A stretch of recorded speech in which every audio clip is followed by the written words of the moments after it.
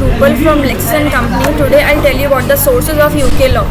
The United Kingdom has a rich legal system that has evolved over centuries and has many sources of law that shape its legal landscape. In this video, we'll talk about the main sources of law in UK. First is legislation. One of the primary sources of law in the UK is legislation. Legislation refers to laws that are passed by the UK Parliament. These laws are contained in the Acts of Parliament and statutory instruments. Acts of Parliament are laws that have been debated and passed by both the Houses of Commons and the Houses of Lords and receive royal assent from the monarch. Second is common law. Common law is another source of law in UK. Common law refers to the law that have been developed over time by the judges and their decision in the court cases. Retained European Union law. UK was a member of EU until 2020. During its membership, European Union law had a significant impact on the UK legal system.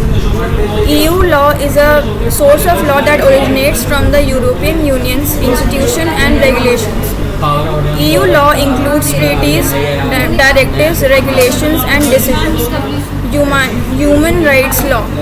Human rights law is another aspect of UK law. Human Rights Law Act in 1998 is a law that incorporates European Convention on Human Rights into law. The Act provides legal protection for the humans and fundamental freedoms, including the right to life, freedom of expression, and the right to a fair trial. Customary law. Customary law is a source of law that is based on long-standing customs and practices that have been recognized and enforced by the courts. Although it is not as significant as other sources of law, customary law has some influence in legal proceedings, particularly in areas of property and inheritance law.